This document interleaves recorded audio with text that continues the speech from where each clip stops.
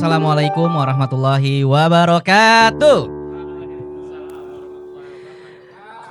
Kembali berjumpa dengan forum diskusi kita yang pada malam hari ini, wah saya ngelihat bannernya itu ya di HP jadi Ruang Riung Rumpin gitu. Jadi kayak bagus banget gitu Pak ya, Ruang Riung Rumpin gitu. Jadi selaras tuh 3R.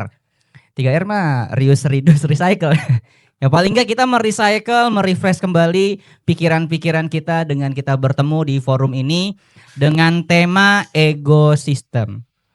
Puji syukur kepada Allah Subhanahu wa taala yang telah memberikan kita kesempatan untuk melangkahkan kaki kita di kegiatan rutin kita. Semoga kegiatan rutin ini semakin memberikan semangat silaturahim untuk kita semua, untuk saling bertemu, saling mendoakan dan juga saling berjumpa. Salawat berserta salam tak lupa kita curah limpahkan kepada junjungan alam Nabi besar Muhammad sallallahu alaihi wasallam. Bapak-bapak yang saya hormati, yang saya banggakan, kawan-kawan sekalian, hari ini tema kita adalah ekosistem gitu ya. Ekosistem ini mungkin dari kata egois gitu ya, dan juga dan sistemnya. Oh, ekosistem.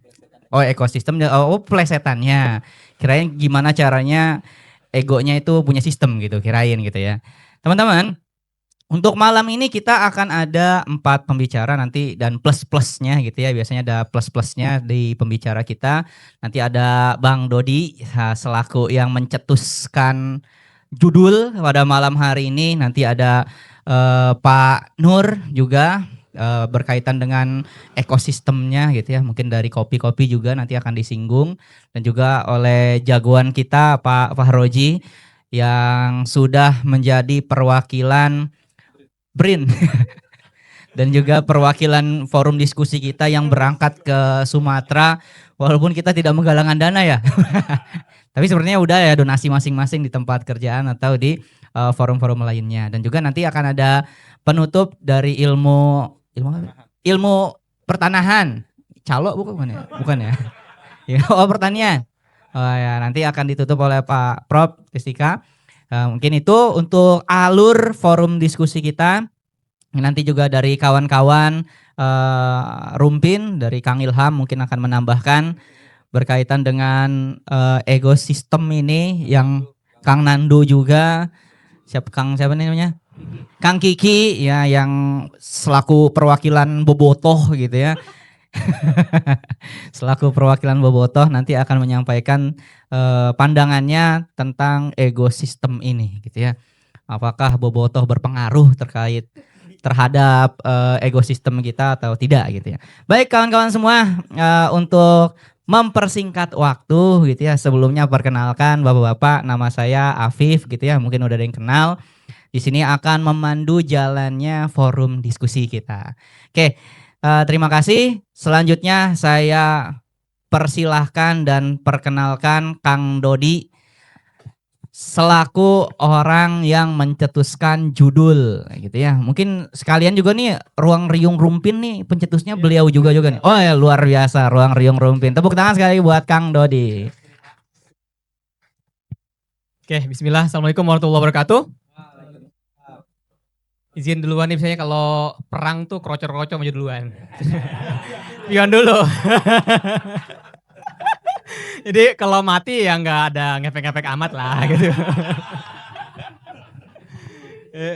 Pion dulu maju. Ya, alhamdulillah kita malam ini bisa kumpul nih di forum Ruang Riung Rumpin. Ini rebrand. Sebenarnya nama ini tuh udah ada dari pertama kali Pak Ali buka kopi di Cikoleang. Di Rimoy Kopi. Ya kan dulu kita pernah bikin anak-anak kumpul, Movimento sebut. Terus kita nanya, kalau kopi kan nongkrong ada wadahnya dong, ngariung lah. Akhirnya nyari-nyari gotak-gatuk, nyari nama, akhirnya ketemu Ruang Riung. Tambah Rumpin, 3R. Jadi recycle, reduce, bukan. Jadi itu aja Ruang Riung Rumpin.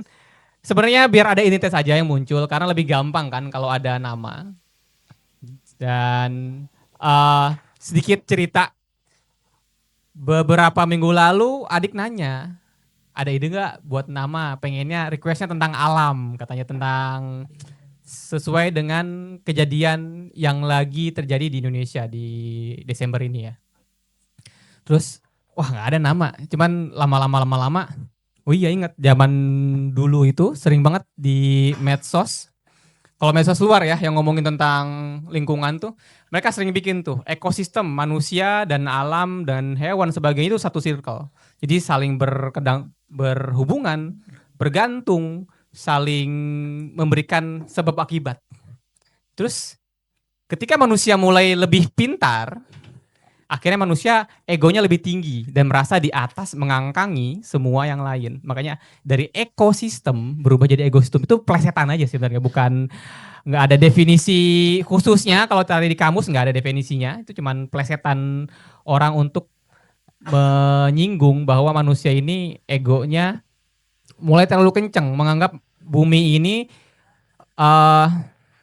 sebagai kalau kalau teman-teman di sini tahu tokoh tokoh filsafat Syaikhul Nasr, dia bilang manusia modern tuh memperlakukan alam seperti prostitut. Prostitut gimana sih? Ada yang pernah? jangan dibongkar ya. Seperti prostitut.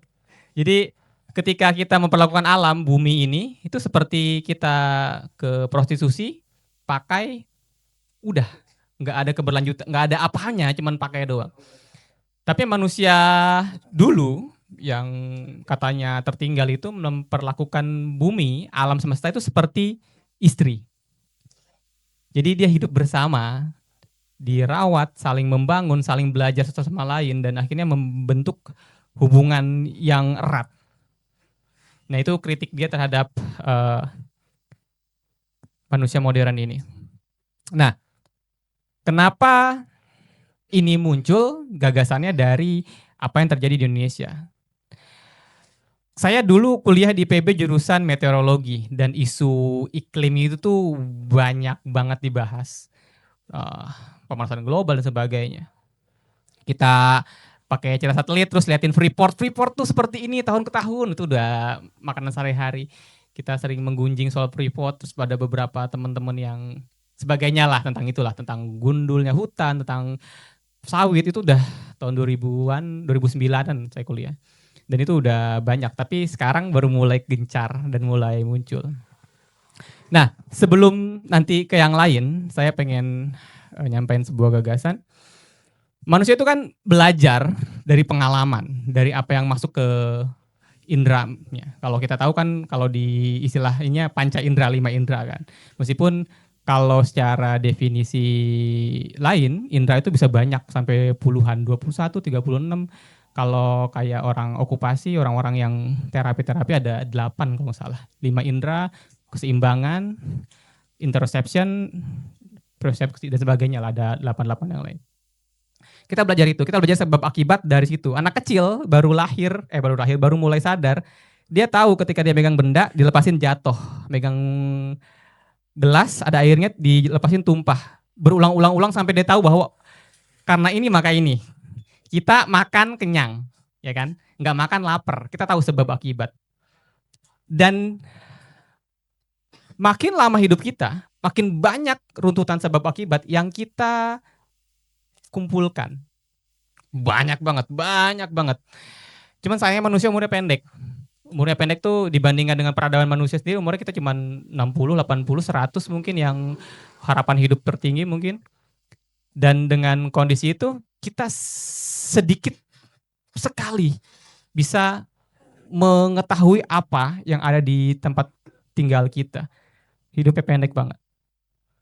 Dan mungkin karena hidupnya pendek itu kadang-kadang kita di satu generasi ada yang naik, di berikutnya informasinya hilang, berikutnya dia dapat separuh doang, mulai turun, mulai kebalikan dan sebagainya. Karena kita transfer informasi itu nggak bisa utuh dan kita cuma bisa dapat separuh-separuh. Nah, oh monggo Pak, sini dong. Nah, jadi si kesadaran kita soal alam ini secara peradaban manusia sebenarnya udah lumayan intim. Cuman ada satu fase tiba-tiba kita kayak lupa. Kita kayak nganggap pengetahuan sebelumnya itu nggak penting. Kita kayak nganggap hal-hal yang kita tahu sebelumnya dari generasi ke generasi itu bukan hal yang wah lagi. Kita nganggap kayak anak kecil baru masuk remaja, baru mulai dewasa, itu kan fase pembangkangan kan. Semua teori yang disampaikan orang tuanya itu kayak itu mah jadul gitu kan. Sampai udah jadi orang tua baru oh maksudnya ini gitu kan.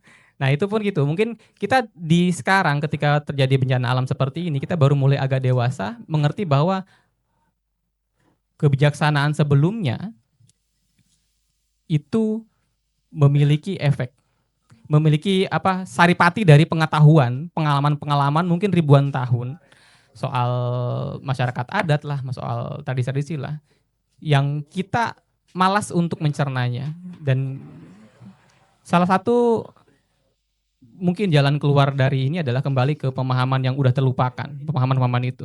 Nah mungkin malam hari ini kita bisa kembali mengingat yang sebenarnya secara peradaban manusia berkali-kali udah mulai hafal tuh polanya.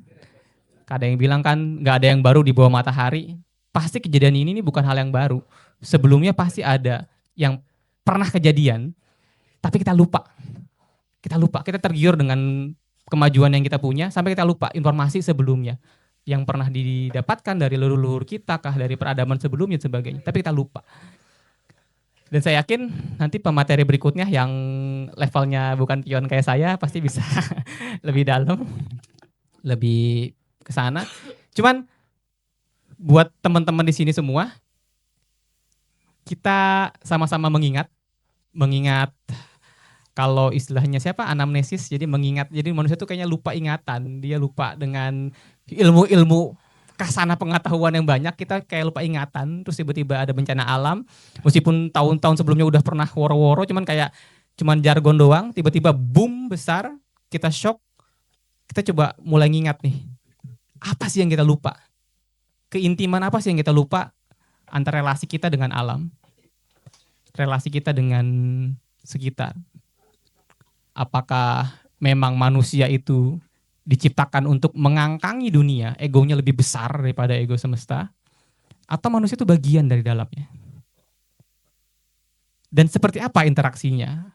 Kalau kita seperti ini terus, apakah manusia itu tetap eksis?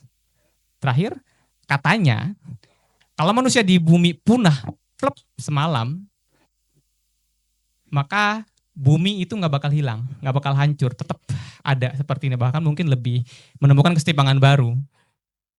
Tapi kalau lebah hilang, plep dalam waktu semalam, maka manusia bakal sengsara dan mungkin masuk ke kepunahan. Karena serangga, lebah dan lainnya, dia memerankan peran yang penting dalam ekosistem, dan ketika mereka hilang, kita bakal kehilangan sumber makanan. Nanti mungkin bakal dibahas di pemateri berikutnya. Jadi saya sangat terenyuh dengan kalimat Sayyid Hussein Nasr yang sebelumnya, kita menganggap alam ini seperti prostitusi.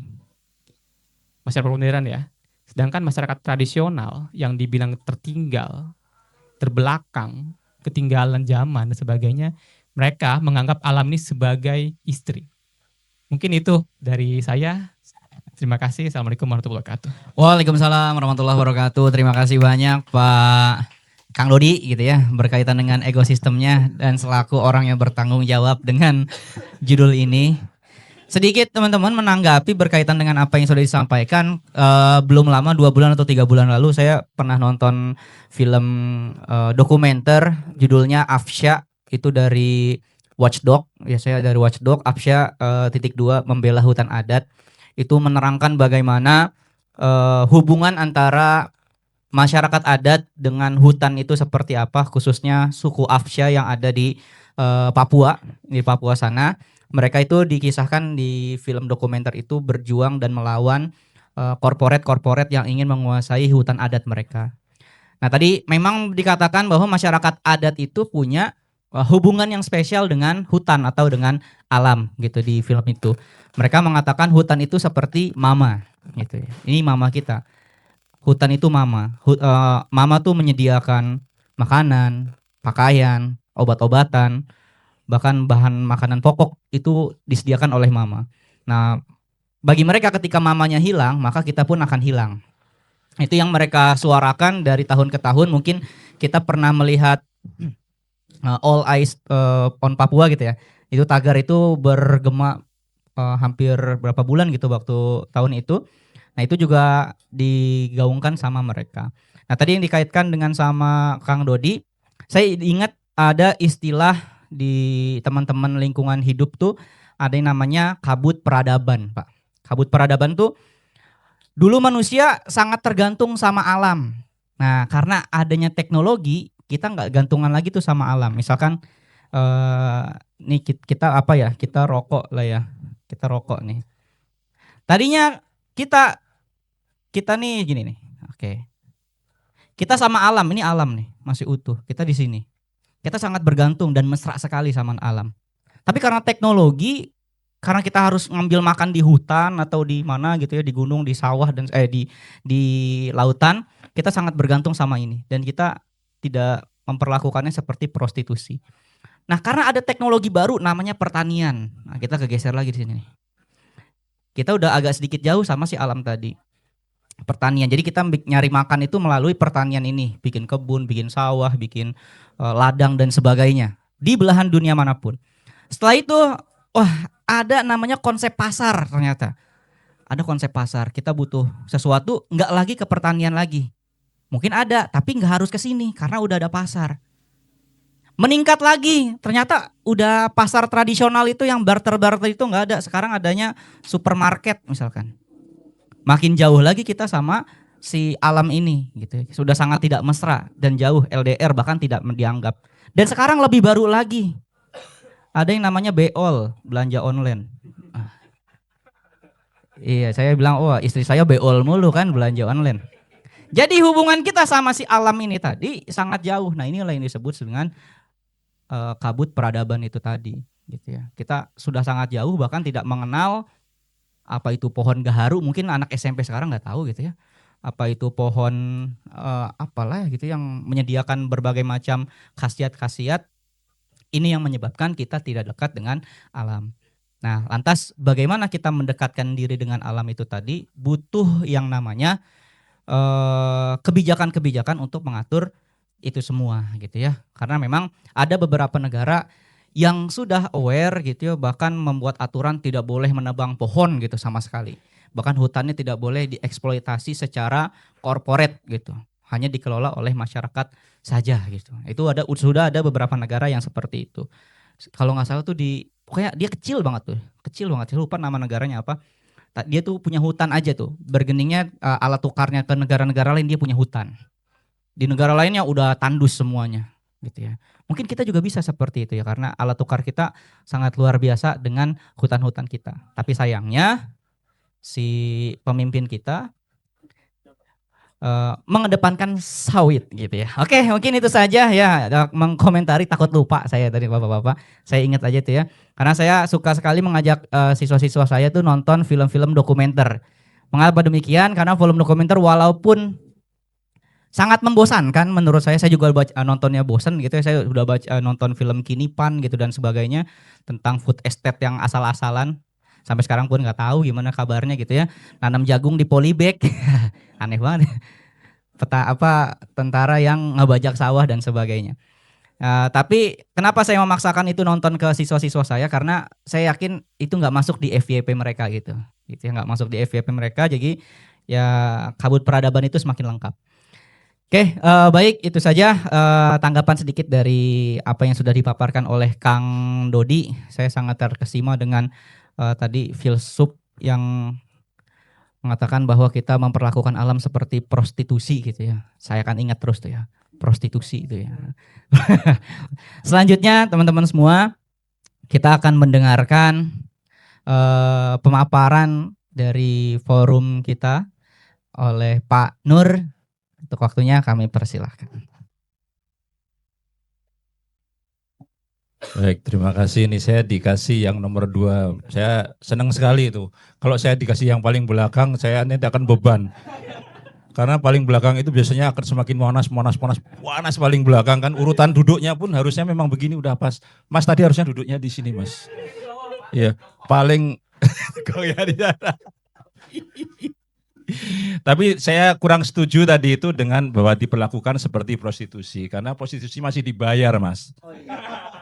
Iya, ini enggak katanya.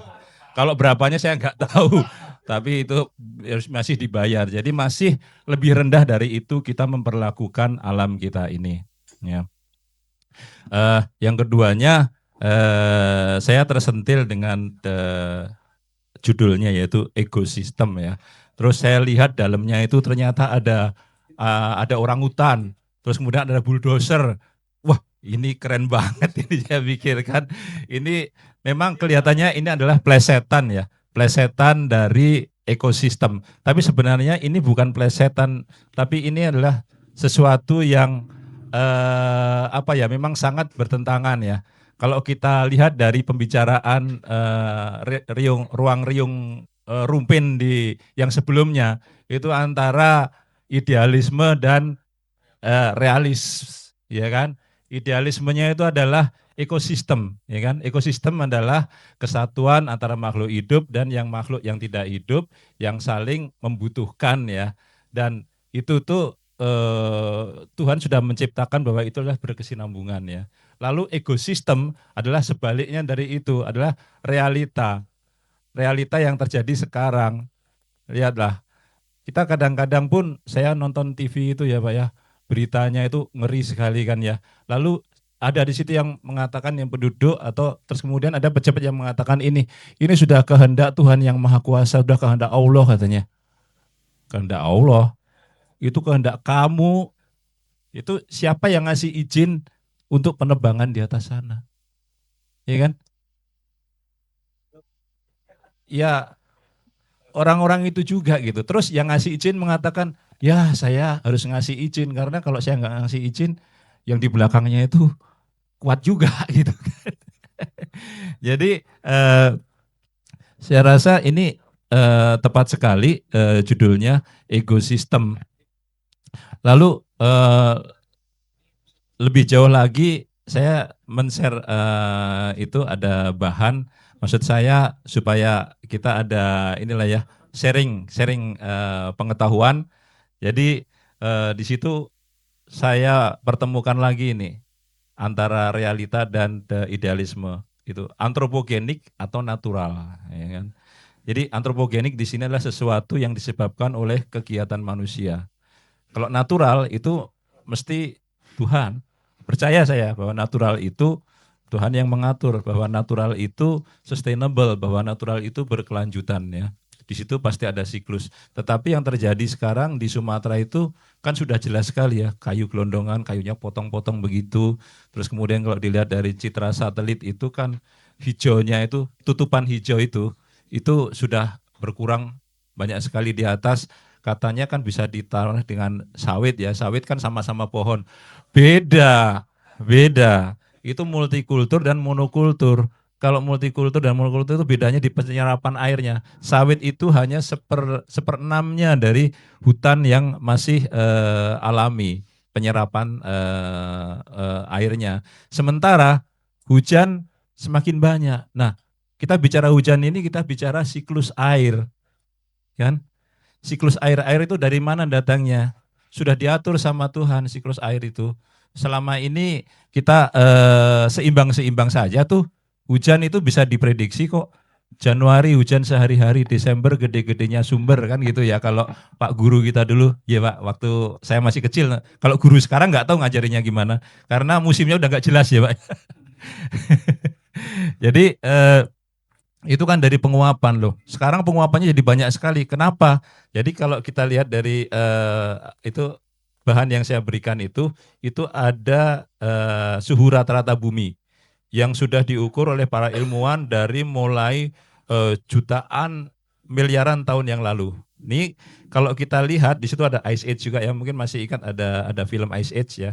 Tapi itu masih merupakan siklus. Nah, yang paling akhir itu kenaikan itu terjadi ketika era revolusi industri. Industri sudah semakin banyak, lalu kenaikan suhu bumi itu menjadinya sudah meningkatnya sangat tajam di situ. Oke. Jadi yang terakhir itu adalah antropogenik yang bisa disebabkan karena kegiatan manusia. Ya, dari mana? Ya, kita kembali ke siklus karbon sekarang. Ya, hubungannya di siklus karbon. Karbon itu kan sebenarnya alam ini Tuhan sudah menciptakan pohon. Pohon ini adalah penyerap karbon, ya. Terus kemudian hutan bakau. Hutan bakau itu menyerap karbon lebih dari pohon-pohon yang ada di darat.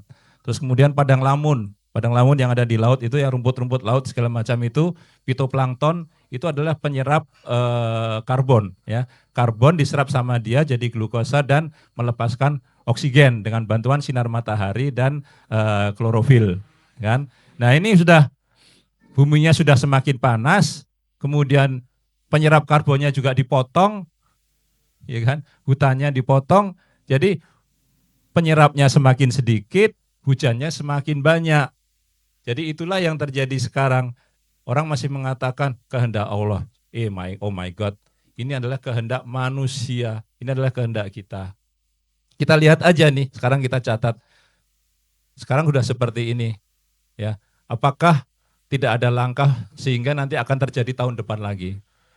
Ya kan? Kalau masih terjadi tahun depan lagi, mungkin sudah saatnya ini revolusi gitu ya. Gitu. Jadi kembali lagi di sini bahwa kejadian yang terjadi di Sumatera itu adalah antropogenik disebabkan karena pemanasan global. Pemanasan global disebabkan karena pembakaran karbon, ya. Nah, apa yang bisa kita lakukan di sini sebagai rakyat jelata kan gitu ya? Apakah bisa rakyat jelata ini mengurangi pemanasan global? Apa yang bisa kita lakukan untuk mengurangi pemanasan global? Nih, kalau kita lihat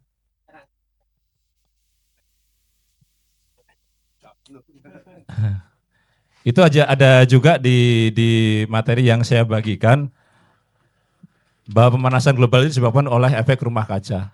Efek rumah kaca disebabkan karena GRK atau gas rumah kaca. Ya. Gas rumah kaca di sini yang paling banyak adalah CO2, ya. Tetapi ada yang lebih jahat daripada CO2, yang kita sebut dengan bahwa CO2 ini memiliki potensi global warming potensi atau GWP 1. Terus kemudian metan itu memiliki global warming potensial itu sampai 5 kali CO2. Jadi kalau kita itu di rumah, di dapur, kita membocorkan metan, yang ada di gas kompor kita adalah metan, Pak. Ya, kalau kita membocorkan itu potensi pemanasan globalnya itu 5 kali daripada CO2. Kalau udah dibakar, itu jadi CO2. Ya. Tapi kalau dilepaskan dari metan, itu adalah 6 kali. Yang berikutnya adalah yang paling jahat adalah freon. Freon itu sampai ribuan kali. Ya. Jadi yang bisa kita lakukan adalah kalau kita servis AC, kita mesti tanya sama tukang AC-nya, ini pakai freon yang tipe mana? Karena ada di sini tipe freon yang global warming potensialnya itu hanya 4 kali CO2. Ya, itu sudah ada di pasaran. Lalu kemudian pemakaian kendaraan. Ya. Kendaraan itu juga adalah sumber daripada CO2. Ya, jadi saya rasa itu aja dari saya. Mudah-mudahan ini menjadi manfaat bagi kita semua. Terima kasih. Izin menambahkan dari Pak Nur, saya juga nggak mau jadi yang terakhir makanya saya selang sebelum ke Pak Faro Haji gitu ya, karena nanti mungkin beririsan dengan Pak Faro Haji. Mungkin yang terakhir nanti Pak Edo. Izin menambahkan, saya setuju dengan apa yang dipaparkan oleh Pak Nur, sehingga premisnya adalah bahwa bencana yang ada di Sumatera itu bukanlah bencana alam, tapi adalah kejahatan yang terorganisir. Kenapa? Karena ini adalah kolaborasi dari, ini kita ngomong ekosistemnya ya.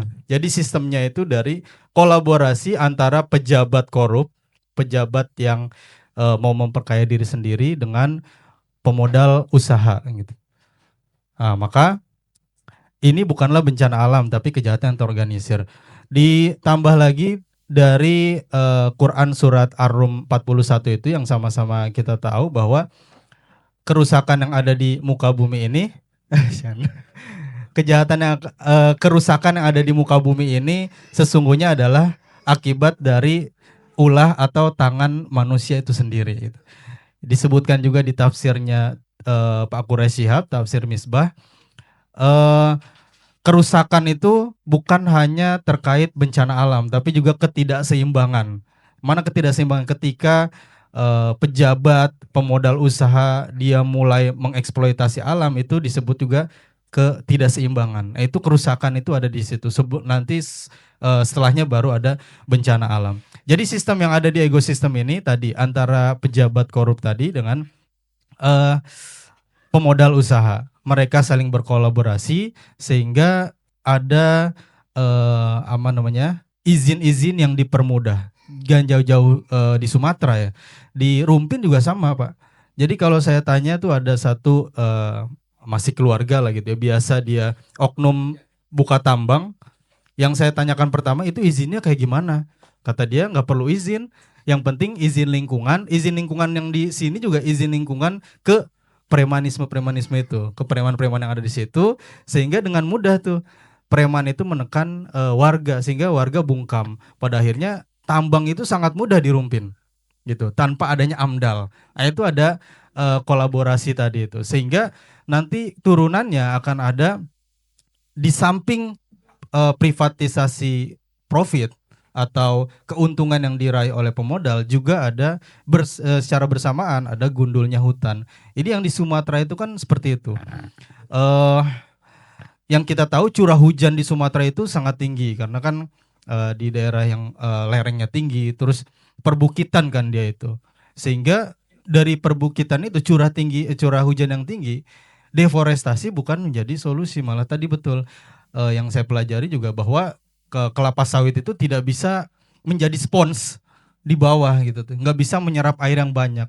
Jenuhnya air yang ada di bawah bawah lereng itu pada akhirnya tidak mampu tanah untuk menahan sehingga semua longsor dan lain sebagainya. Jadi ekosistem ini adalah sistem di mana rakyat itu ditenggelamkan demi menopang gaya hidup pejabat yang tetap mengapung gitu tuh. Itu dari ekosistem itu sendiri, bahayanya dari ekosistem. Selanjutnya izin Pak Moderator, ini yang kita mau tahu kisahnya seperti apa di Sumatera, mungkin langsung aja ya ke Pak Faru Haji yang sudah berminggu-minggu di Sumatera. Silakan Pak Faru Haji. Cek. Bahasannya serius banget ini, berat ini. Berat banget. Beban hidup udah berat, Iya. bahasan Santai berat. aja Pak, santai. Biasanya saya tuh nongkrong di Pak Ajun sama Pak Lugada sama Pak Latif. Cek. Itu pun obrolannya cuma perang kentut. Saling bertukar kentut.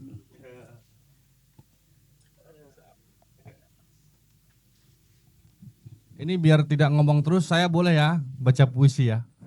1, 2 puisi gitu. Biar itu pantun, biar agak seru gitu. Udah nyiapin. Ini puisinya saya tulis di 2017. Lama.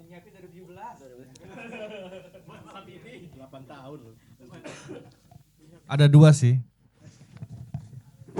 Mudah-mudahan tidak suka ya. Saya berdiri boleh ya? Boleh. Karena saya harus beralter ego kalau mau berteatrikal.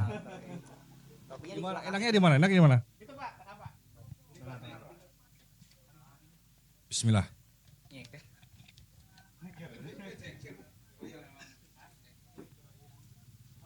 Kamera Pak, kamera.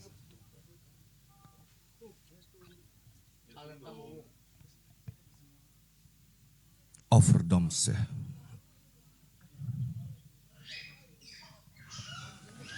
"12 purnama gerhana ketujuh.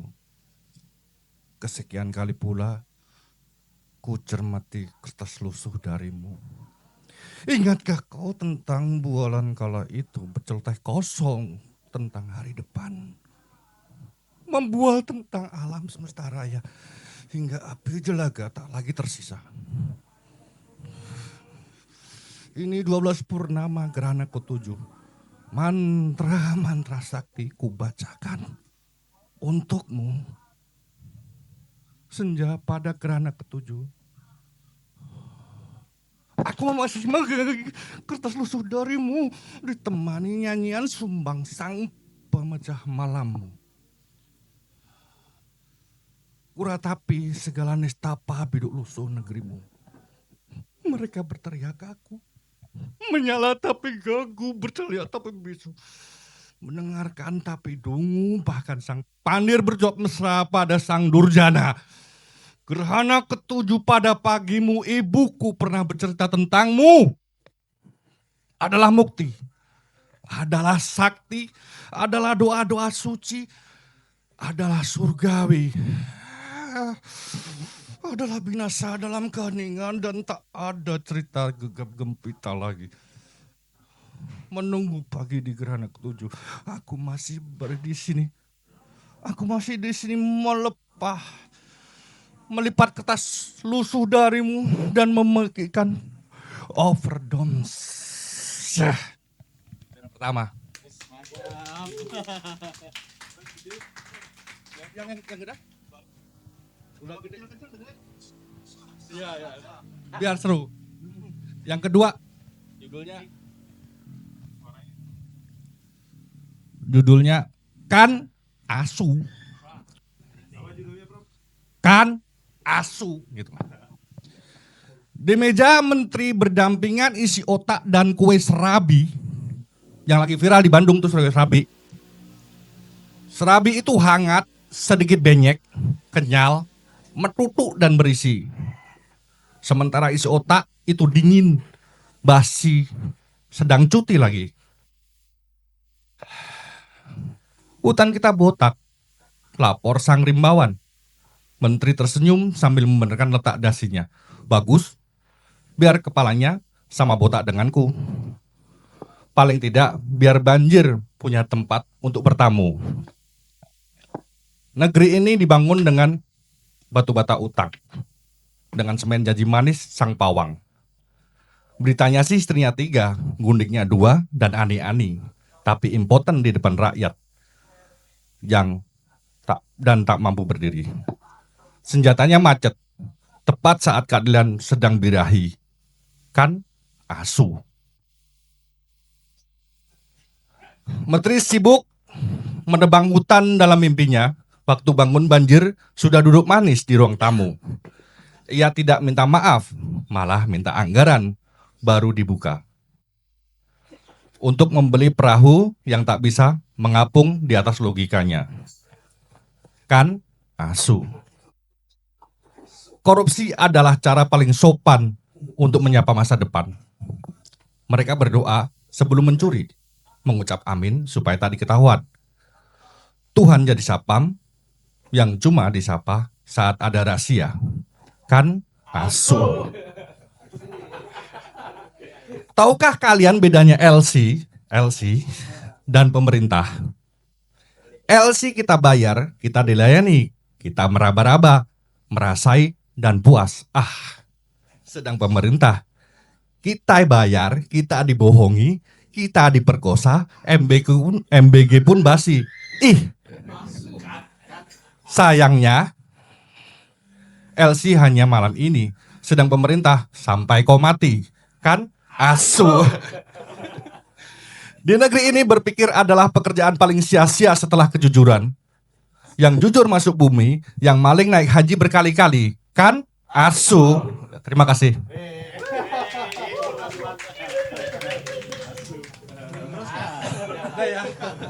Udah itu enggak. Aduh. Jadi gini, saya mau cerita apa ya? Ini berat sekali temanya. Kalau kita ngobrol tentang alam semesta, tadi udah banyak disampaikan alam semesta lewat ayat-ayatnya gitu ya. Sebetulnya seberapa besar sih pengaruh manusia terhadap alam semesta ini? Jika kalian teman-teman mempelajari atau tahu tentang teorinya Carl Sagan ya. Carl Sagan itu seorang kosmologi. Dia mendalami keilmuan alam semesta. Alam semesta ini sampai hari ini umurnya 14 miliar tahun. Atau jika kita mengasumsikan itu sebuah buku, itu buku yang tebalnya itu 14 miliar halaman. Dan manusia itu, peran manusia itu di bab akhir, di halaman terakhir, di paragraf terakhir, itu pun di kalimat terakhir. Tapi sifat merusaknya sangat masif sekali. Itu luar biasa sekali ya. Ya, gimana ya? Ini kembali lagi begini. Sebetulnya material paling rare itu apa sih di alam semesta ini? Material rare itu paling jarang, paling susah ditemukan. Keadilan. Itu bukan material, Mas. Kan asu gitu. Biar nggak serius-serius amat, Bang.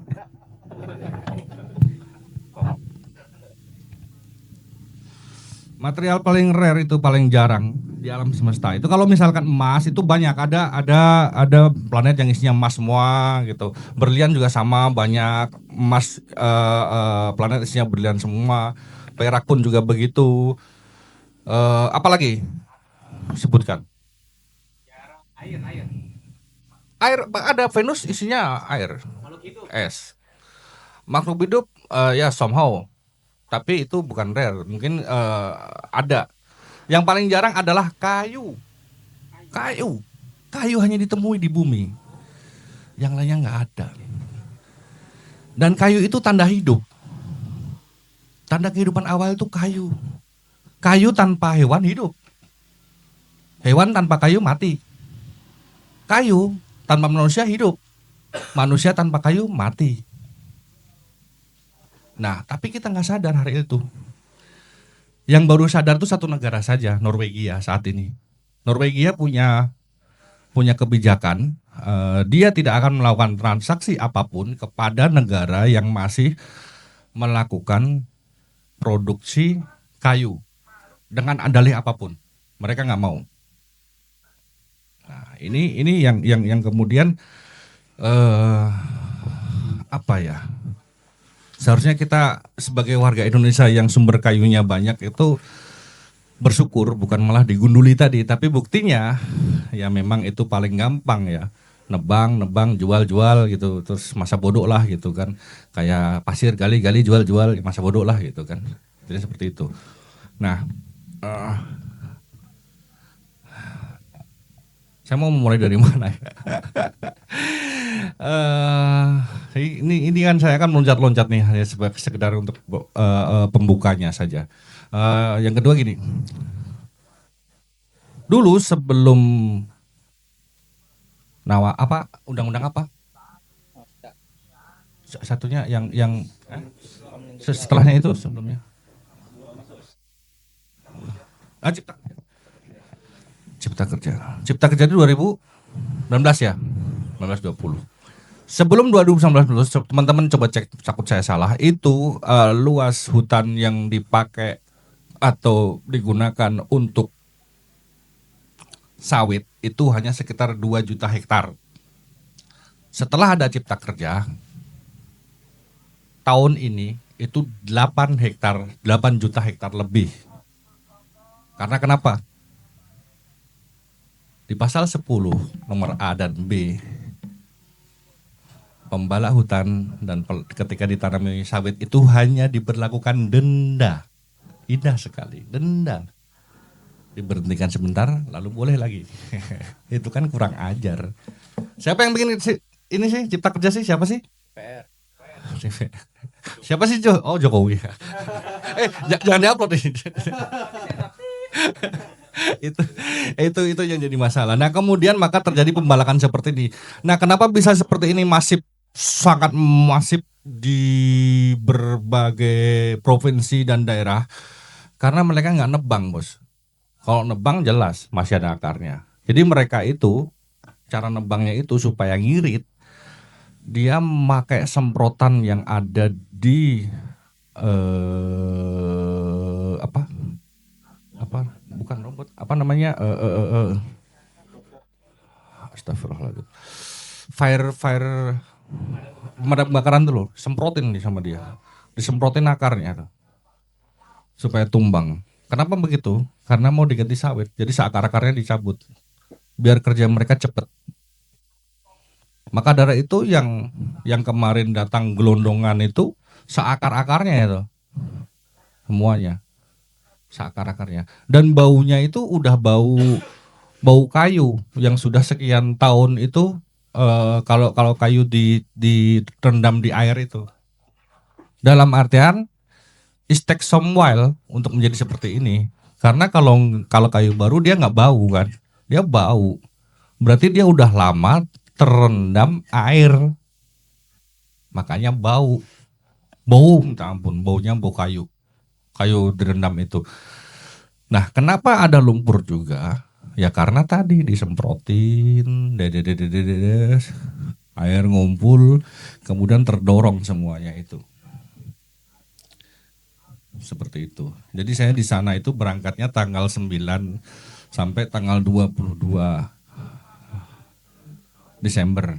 Itu dibagi menjadi 2 tim. Tim pertama ke Aceh Tamiang, tim saya ke Sumatera Barat. Siborong-Borong, Tapanuli. Tapanuli itu semuanya, Tapanuli Utara, Tapanuli Tengah, Tapanuli Selatan. Karena emang di situ di daerah yang sangat berdampak. Kenapa perintah kelabakan juga? Karena tidak satu titik. Kalau Aceh 1 titik, tsunami, gempa bumi 1 titik. Aceh selesai. Ini ada Aceh Tamiang, ada Aceh Pidi, ada mana. Sumatera Utara ada Andian Koting, ada Sibalangga, ada Tuka, ada Delok Nauli, banyak banget. Bingung mereka, pemerintah daerahnya. Mau ngapain bingung, mana dulu yang mau diberesin bingung. Karena terbatas personilnya. Orangnya terbatas. Dan kalaupun relawan datang ke sana, pasti hanya bisa menangani 1-2 titik, selebihnya nggak bisa. Karena masih bersama-sama. Nah, disitulah banyak orang sakit, banyak orang meninggal dan macam-macam. Seperti itu. Hari pertama saya satunya ke Tamiang, satunya ke mana namanya, Tapanuli Utara. Yang Tamiang itu tinggi air ketika banjir itu, tahu pelepah sawit ya? Itu nyentel di pohon tiang-tiang listrik. Itu seberapa tinggi itu? Makanya nggak heran ada truk ditumpuk tadi. 3 truk tumpuk. Truknya truk sawit loh, truk tronton loh. Itu luar biasa dahsyatnya itu. Dan masalahnya itu bukan air, masalahnya ada kayu, ada tanah, pasir. Jadi apapun yang ada di sana gitu. Udah habis pokoknya. Nggak bisa bergerak lagi. Kayu aja tumbang ikutan terseret apalagi itu. Saya tadi yang di Tamiang. Kalau di Tapanuli Utara itu kasusnya beda lagi, bukan banjir, tapi longsor. Dari Tapanuli sampai Sibolga. Itu jarak sekitar sini Bandung. Dan sini Bandung itu jalannya itu membelah bukit. Semuanya di bukit, yang sebelah sini itu ada bukit, yang sebelah sana itu jurang langsung gitu. Nah, orang-orang itu bermukim di tepi-tepian ini, karena ya mencari nafkah di situ. Ada yang kalau misalkan jurangnya tidak terlalu dalam, rendah gitu, mereka bikin pertanian. Kalau yang dalam ya mereka bikin warung-warung supaya kalau yang perjalanan ke malam bisa nginep ngewarung di situ, seperti itu. Terus menjualin duren juga, karena di sana hutan banyak duren liar. Jadi kalau musim duren mereka metikin itu, ngejualin di pinggir-pinggir jalan. Maka mereka bermukim di situ. Nah kalau di situ saya fair saja bilang itu bukan karena pembalakan. Mungkin nanti Mas Destika yang ilmu tanah. Itu karena jadi kejadiannya begini. Dan tanggal 25, 26 itu adalah gongnya. Jadi sebelum itu selama 2 minggu berturut-turut tuh hujan nggak berhenti. 2 minggu berturut-turut. Berhenti sebentar hujan lagi, berhenti sebentar hujan lagi, berhenti sebentar hujan lagi. Gitu terus selama 2 minggu. Dan tanggal 25 itu hujannya gede banget. Jeger yang akhirnya tanah di bukit-bukit kalau di daerah tadi bukan karena longsor ya, tapi lebih pada bukan karena banjir, tapi karena longsor. Dan itu tanah yang seminggu dikasih air terus-menerus itu dia jenuh karena ya lagi-lagi ini sih harusnya kalau di luar negeri itu ada macam, kalau di sini bilang talut, ditempelin biasanya dipatokin pakai baja gitu, dibolong-bolongin, kemudian dikasih pipa-pipa gitu buat jalan air, terus ditalut pakai ram kayak apa ya? Kayak ram apa sih namanya? Ya gitulah, ram-ram gitu nempel-nempel di bukit-bukit itu, sehingga kalaupun longsor masih ketahan itu. Itu turap namanya. Nah, karena nggak ada itu, akhirnya pada longsor karena jenuh. 2 minggu kehujanan, tanggal 25, 26 itu hujan gede, habis jebret. Dan itu tidak di satu titik. Dari jalan yang tadi saya bilang sini sampai Bandung tadi, ada lebih 10, mungkin 20, mungkin 50 titik yang saya nggak bisa ngitung. Karena tiap jalan ada yang kami petakan itu yang gede-gede saja. Ada yang orangnya itu udah pinter gitu. Di situ kan biasanya satu pemikiran tuh yang di kayak kepala suku yang dituakan tuh satu. Yang pertama itu saya di Kampung Dolok Nauli. Di situ tetuanya itu pinter.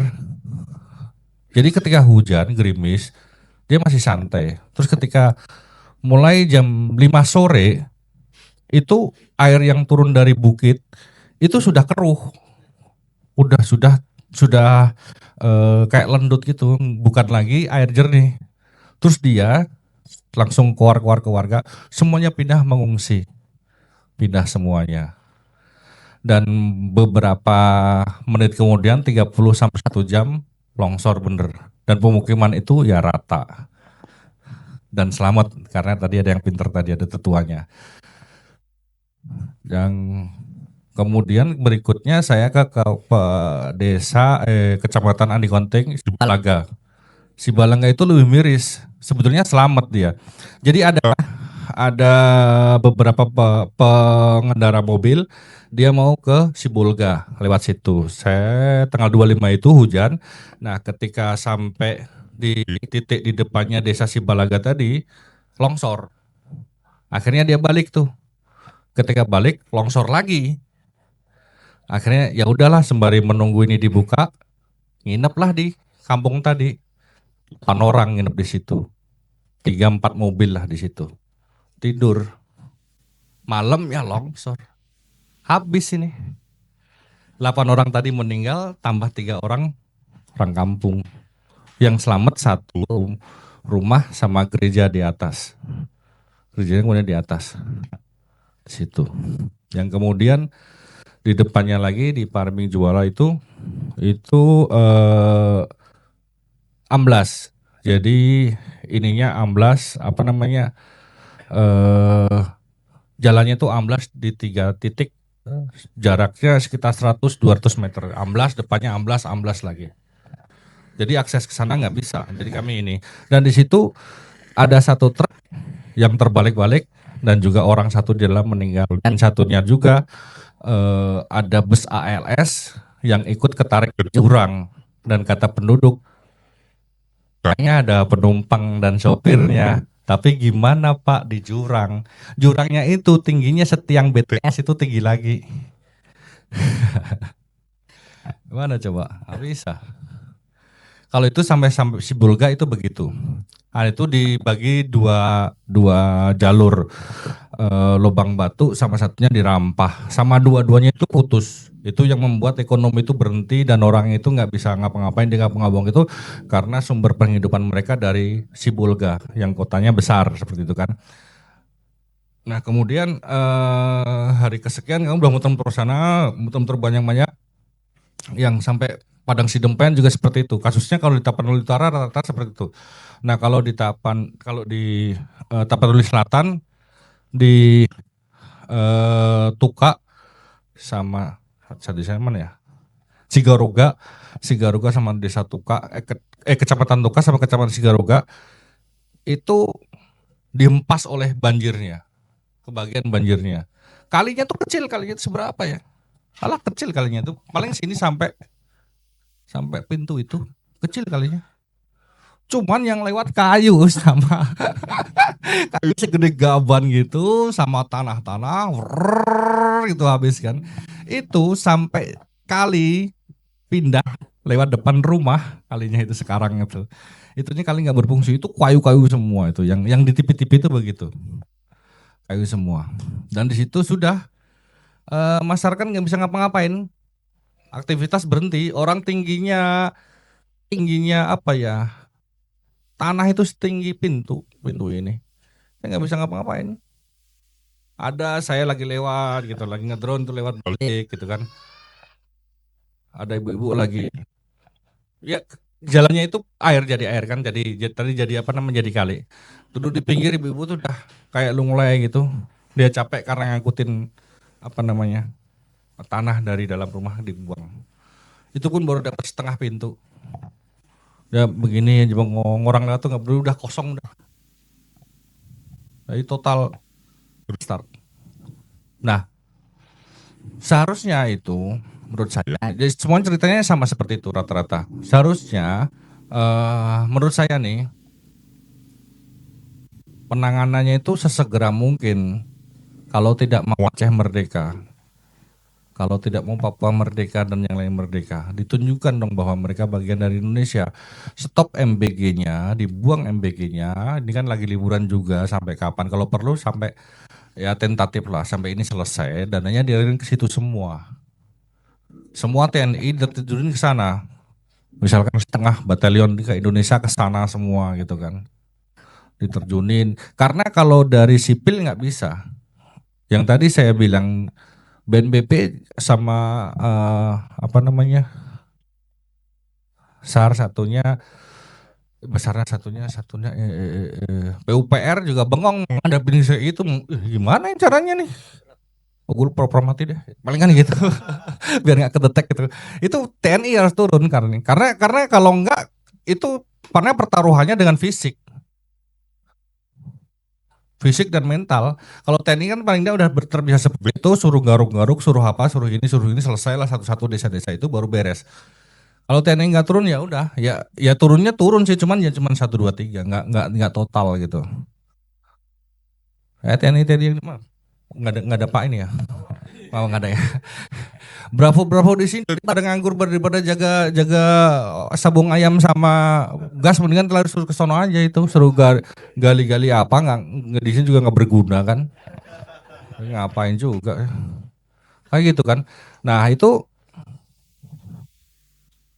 jadi untuk penanganan kali ini yang saya di lapangan tidak ada komando strategis yang ngurusin ini langsung, tidak ada. Jadi total semua lembaga itu bergerak sendiri-sendiri, semau-maunya. Jokowi itu bagus kalau seperti ini, karena dia takut di demo kan. Biasanya dia langsung bikin satgas, kebencanaan atau apa. Jadi satu komando jelas langsung lu beresin sono, beresin, bagus juga. SBY juga bagus kalau begini. Kalau ini jelas berantakan, nggak ada yang ngomandoin dan nggak ada yang melihat di skup besar di menara di atas gitu, melihat oh sana butuh ini, lari sono, sana butuh ini, nggak ada, berantakan semuanya. Helikopter view-nya nggak ada. Dan kami pun bergerak ya atas. Ya deh gue mau ke sana deh. Kenapa? Banyak duren gitu. Yang lainnya gitu doang. Udah, oh Andra di Aceh Tamiang ramai, oh Aceh Tamiang ya lagi ramai di liver Aceh Tamiang ya gitu udah kayak orang goblok nih. Nggak tahu dah ini harusnya memang dibikin satgas kebencanaan atau apalah untuk kali ini, karena kalau kalau rakyat marah, dan saya nggak tahu akan seperti apa karena terakhir kali gini kita lihat sudah mulai anarkis, mereka mengidarkan bendera bintang kejora. Kok bintang kejora sih? Apa? Bulan bintang. Dan itu mereka sudah sangat capek sekali, dan ini saya juga tergabung di 2 grup, di grup alumni Rusia itu juga sama, di si Grifaya itu yang dia mix Indonesia Rusia itu juga ke sana, dan dia di perkampungannya, kalau kami kemarin menurunkan arsinum, air siap minum, jadi kami itu ada alat yang merubah air apa aja, air comberan masukin situ jadi air siap minum. Itu kami nurunin beberapa besen di sana. Kita buat di sini, ditaruh di sono. Di Jatamyang ada, Tapanuli ada, di Sumatera ada, beberapa kita kirim ke sana lah. Nah, sepertinya kita udah gitu, tapi ternyata dari daerah ini, Bang, di sini belum, di daerah di kampung-kampung ini yang jaraknya sekian puluh kilometer sekian belum diapa-apain. Tolong dikirim ke sini, kami kasihan gitu. Mereka minum masih pakai, karena air nggak ada air bersih. Bayangin tertimbun segini, seumur juga mampet. Yang sungai juga bau kayu, nggak enak. Bau bangkai kayak gitu, gimana lagi? Udah susah makanya. Saya nggak tahu dah. Mungkin itu kata-kata saya nggak tahu mau gimana. Sedih saya. Makanya tadi agak marah ceritanya. Terima kasih. Assalamualaikum warahmatullahi wabarakatuh.